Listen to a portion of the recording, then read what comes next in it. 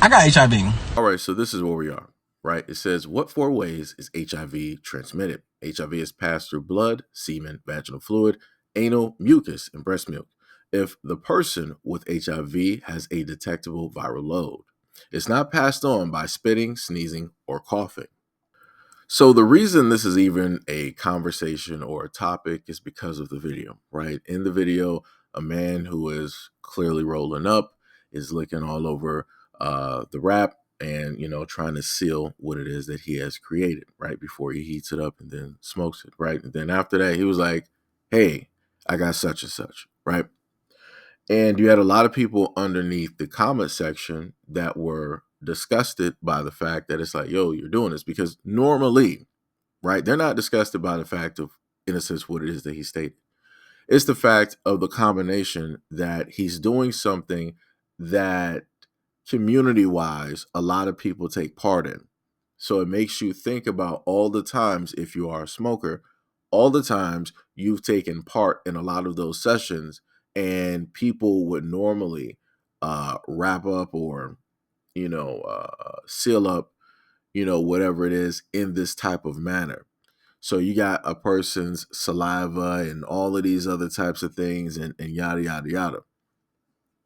And then adding on the fact that this person is like, yeah, I got such and such. You had a lot of people in there that was quite disturbed.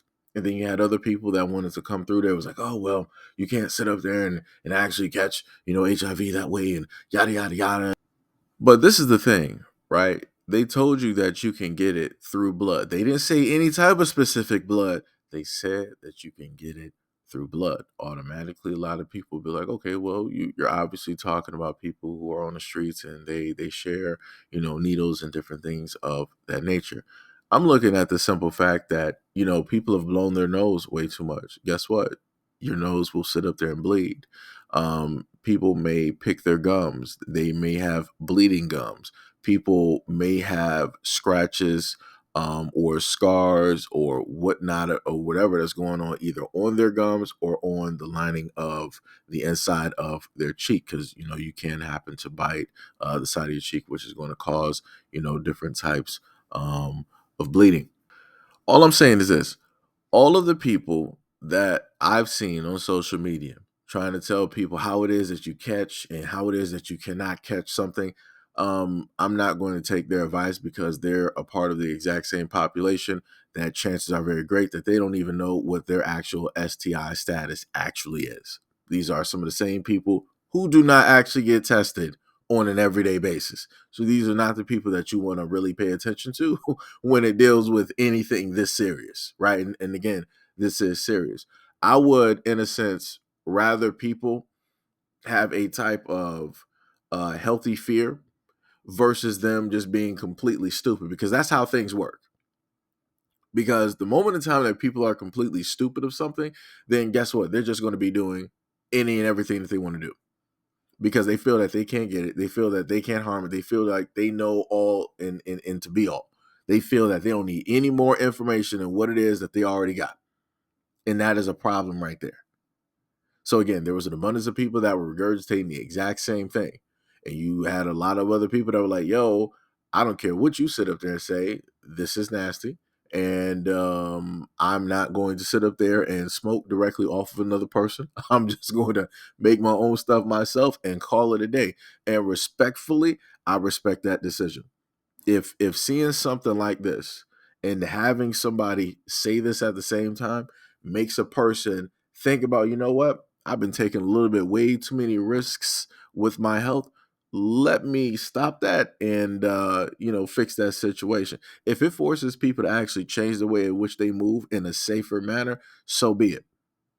I am not for the whole thing of just having people think like, yeah, these are just strictly the only ways to just do whatnot or whatever. That's dangerous. That is dangerous because, again, like I said before, I'm looking at the whole aspect of blood, right? I'm looking at that aspect. You can have cuts directly on your hand. You can have it underneath your nails. Again, you can dealing with the mouth. There's a variety of areas of which you can have that happen.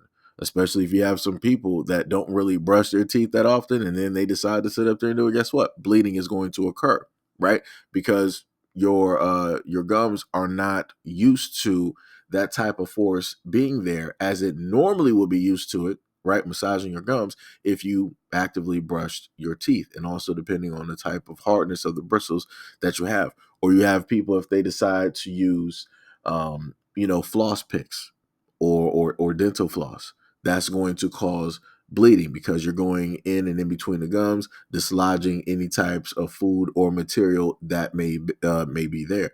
And again, if you just so happen to do that, depending on the situation, you may be bleeding quite a bit. So again, like I said before, ain't none of this any type of a joke. It's not no type of game. I would rather people be safe than sorry. And again, if people have a type of healthy fear that's going to make them look at things differently, move differently versus what they were normally doing, then so be it. Again, having a healthy fear of certain things is not a bad thing. It's not.